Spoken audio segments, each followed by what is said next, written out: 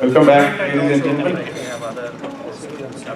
Hope you are enjoying your lunch, and lunch is delicious as well.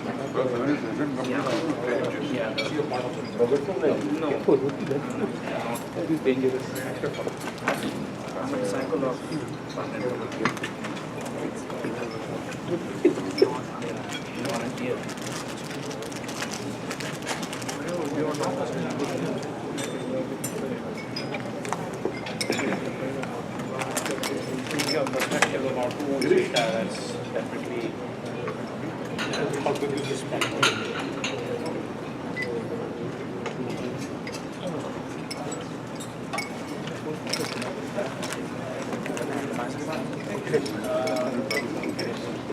It's hard to see when I joined. Actually, he might be a better person to ask him.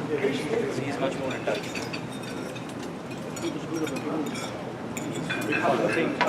Sorry? In Pune, no. I mean, he's definitely not as mainstream as say.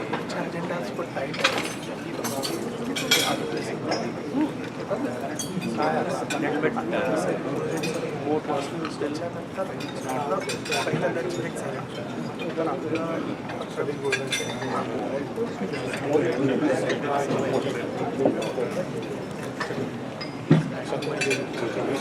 Yeah, that's just give us.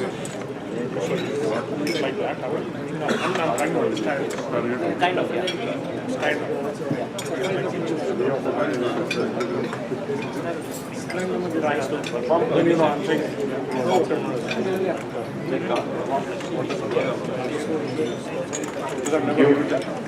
Friends, any startup business has mainly two things associated with it, the major factors I can say.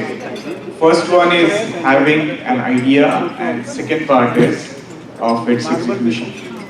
It's said that you don't need to be great to start, but you should start to be great. You can steal an idea, but you cannot steal the how to execute it or the execution part of it. Friends, we are going to have our next session exactly on this execution of the business model by Mr. Salil Gulve. Can I request Mr. Gulve to please come on the stage? Let me introduce you to Mr. Gulve. Mr. Gulve has been a management and IT advisor or consultant to senior management to many Fortune 500 companies including Schlumberger, GE, Roche, Abbott Labs, Delta, BellSouth, MCI, Singular, Accenture, Weather Channel, IHG, Xerox, HP, and Siemens, and so many. So very huge, big list. I am truly impressed, sir, with your profile. I will tell you the reason. Mr. Salil Gulve has got expertise with such a diversified field. I will tell you the reason. He has got expertise with wireless, telecommunications, airlines, and healthcare industries. Such a diversified field. Mr. Gulve developed unique products and solutions for various healthcare clients, including Children's Hospital of Pittsburgh.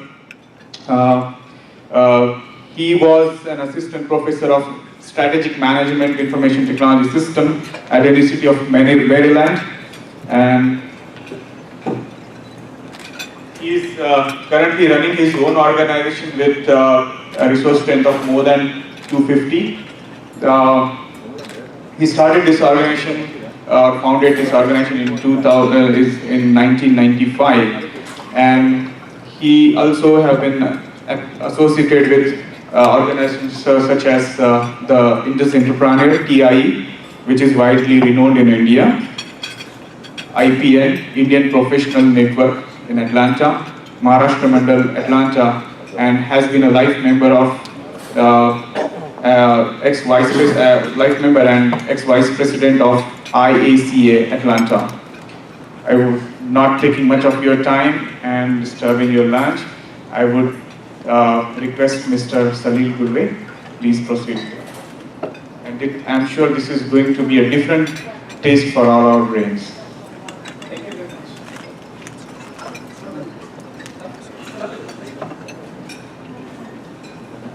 Thank you very much. Really appreciate that introduction. Good afternoon, everybody, and welcome back to the working lunch session. You will be having lunch, I'll be working. So, but I don't mind. I think that is good. So why don't we go ahead and proceed? This is a very kind of a difficult subject in the sense it's meshed with a number of different things. One hand, you have execution. Secondly, you have the strategy and the strategic management and the strategic aspect of the business. Then you have the model. And some of these concepts, I want to make sure that we kind of quickly run through those. And what I'm going to present here today is a quick background of what strategy and strategic management entails.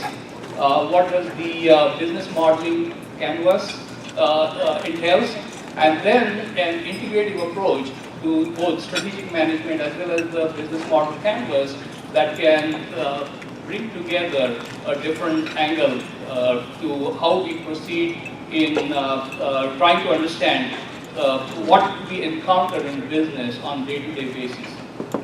A business is something that is not static, it's dynamic.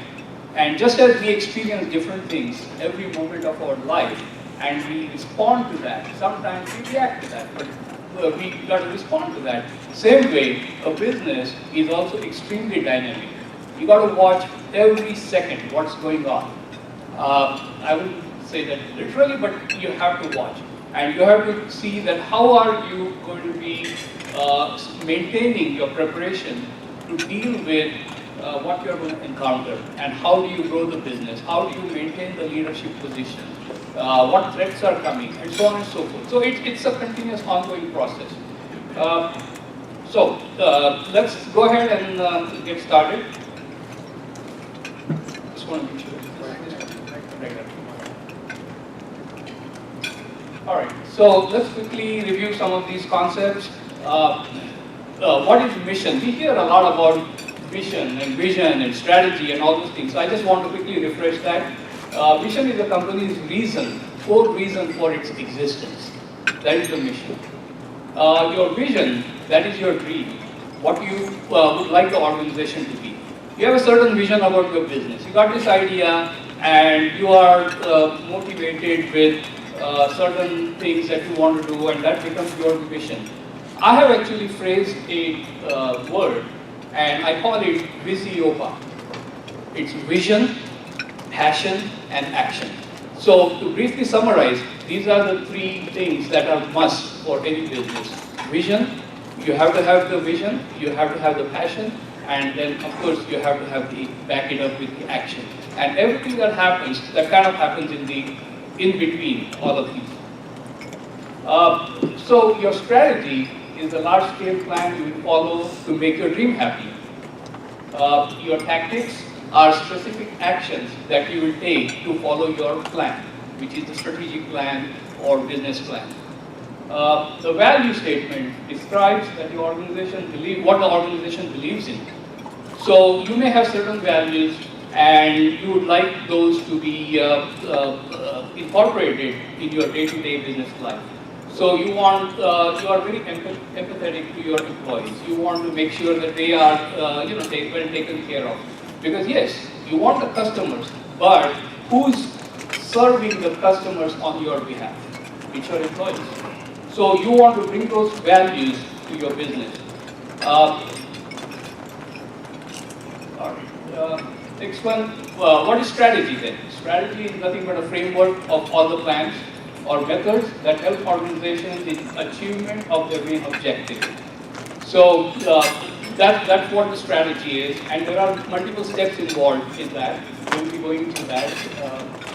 Strategy came from the Greek word for strategos, which means general shift. Strategic planning process then involves rightly defining the mission, the vision, and assessment of the present situation, of the present position, present situation your company is in, right? And the competitive status. Strategic planning process requires a well-structured plan for how to optimally allocate time, human capital, financial resources, and while you are responding to all the threats that your business might face. So strategic management is basically a process of regular and continuous planning. So continuous planning is very important. It's an ongoing planning. Planning doesn't mean that you do a long 10-year plan and just wait and keep executing the same thing. It's a continuous plan. You have to continually take the input from the external as well as the internal environment of your business, and then you need to constantly weigh yourself. How are you responding to those continual changes?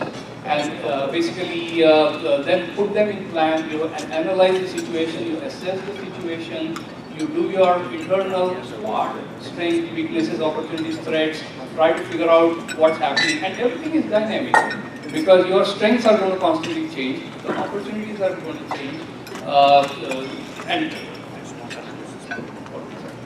okay. So let's quickly review this process, your current situation analysis that includes mission, vision, and so on and so forth. Segmentation analysis, what that means is, it's matching the market potential with your company's strength. Now this is for, mostly it is used for companies that are already in existence, but even for a new company, you can do the initial assessment and you can say, okay, these are the opportunities that I see. How do I validate? Am I prepared to take advantage of these opportunities? What do I bring to the table? How do I distinguish myself? And so on and so forth. You look at your weaknesses, lack of technological expertise, maybe too much inventory, right? Your strengths could be well-established reputation. You have a good reputation in the market, you can capitalize on that. Or you have, if you are a startup business, you have done something that you have a lot of experience and that you're bringing to the table for your startup business. Opportunities, growth through the market segmentation, and regional growth trend. What is market segmentation? Market segmentation means that, say for example, you have a product and okay, these are your customers and this is your market. But in order to maximize your or optimize your benefit from that, what you do is you do market segmentation, which means you segment the market based on different criteria.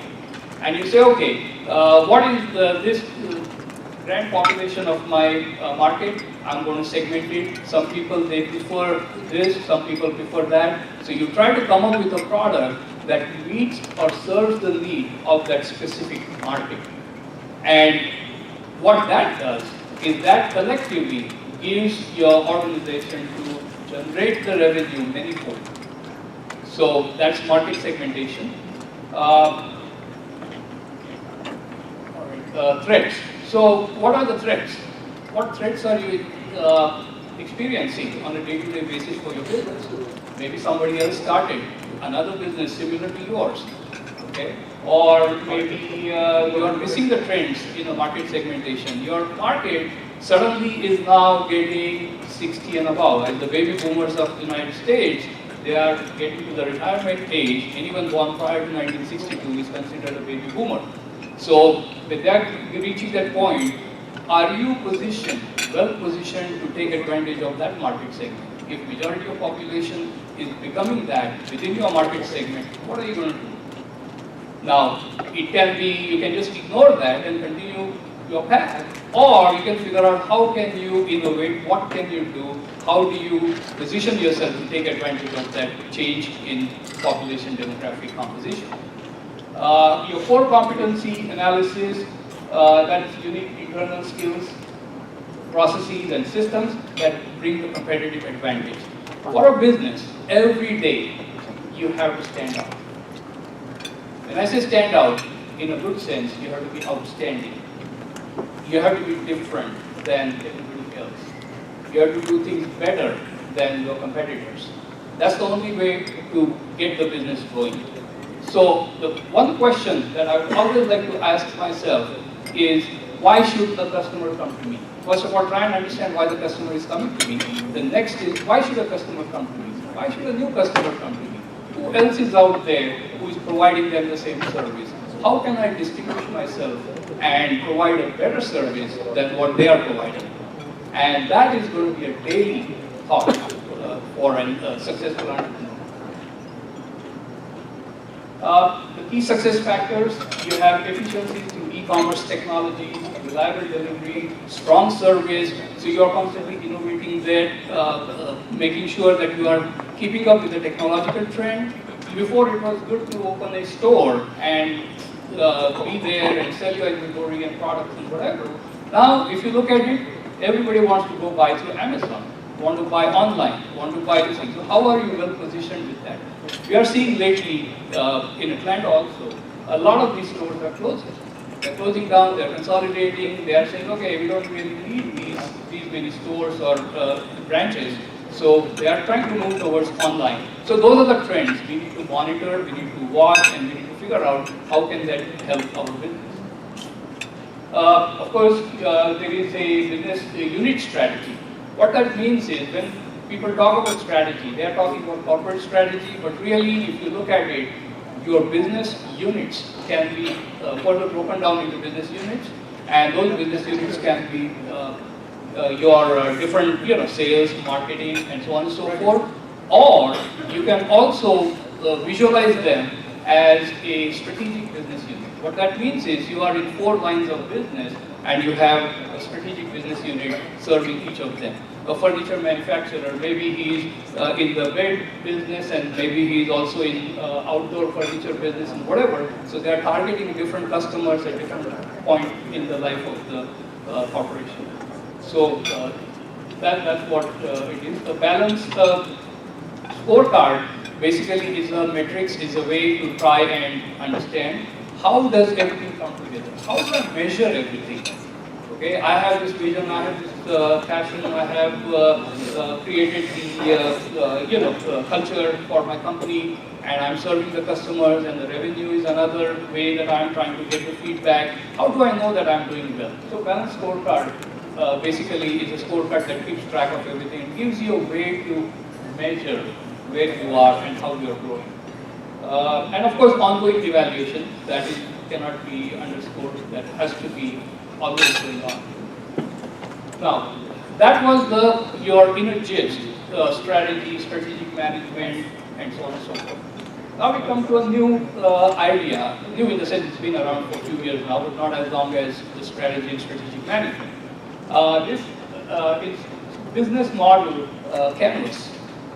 And this was developed by the Swiss business guru, model guru, Alexander Osterwalder, and of course another information systems professor, Yves Pignot. So they came up with this model, and what it did was, it showed them that each business, you can look at each of these important things. So you have key partners. Every business will have some key partners. Where do you stand with that?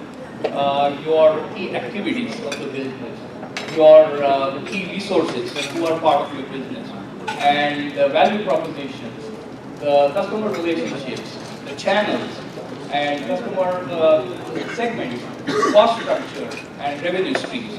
So this kind of helps people to brainstorm. If you are either starting a business or you are managing a business, it helps you to brainstorm on these criteria and say, okay, where do we stand? First, let's take a track of what is our current situation, what is our current inventory in these categories, and then what do we need in order to respond to the market? How do we do that? So this was a very good thing that came about. So let's quickly go through the business model canvas.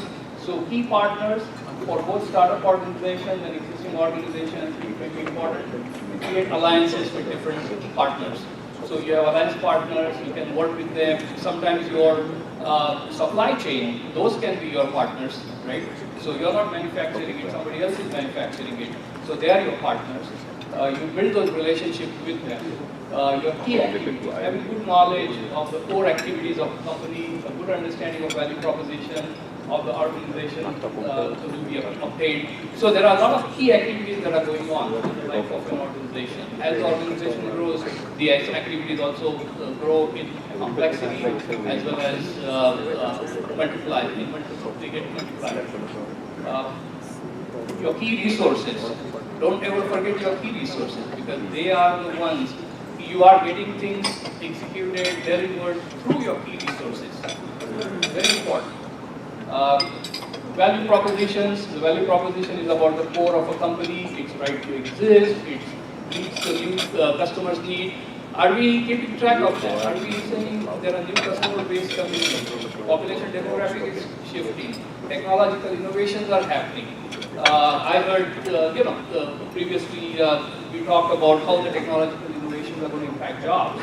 And when we say impact jobs, they impact the businesses too, right? With driverless cars, what do you think is going to happen? The Uber is going to be shaken. The Uber drivers, some of them may be out of work. If you look at it with the technological innovation, with IoT, Internet of Things, and with things going on, another target is the legal profession. I'm reading a lot about those things. The legal profession might also be in jeopardy because a lot of things are already laws, they are statutes. All somebody has to do is, okay, here's what it is and give the advice. And I don't mean to, because I have a law degree. I have practiced law before. And it sometimes is a little bit worrisome. But I also like the point that our previous speakers made. And they said that in spite of all that, there is still a reason where humans are going to be needed. Okay, so I don't want to make it sound very bad, but we need to be aware from a business point of view, what is it? How does that impact us? Customer relationships, they are very important. Your channels, what are the different channels? Your direct sales channel, your online channels, distribution channels, all those things, they are very important. Customer segments, I already mentioned how you segment your customer base and you try to see what is it that really they love and then you try to provide that service to them, or the generic service that you're providing can be customized to meet their need, either product or service. The cost structure, that's very important. Okay, how do you, for the service, same level of service, how do you distinguish yourself from your competitors? And a lot of times what happens is, we say, okay, here's what it is, this is what it is, and good service always needs to cost more. Maybe, maybe not. Always keep an open mind. Look into your cost structure. Is there something that I'm spending more for something that I could have gotten better with maintaining the same quality? So that is the question you should always go after as well. Revenue streams, very important. How do you manage your existing revenue streams?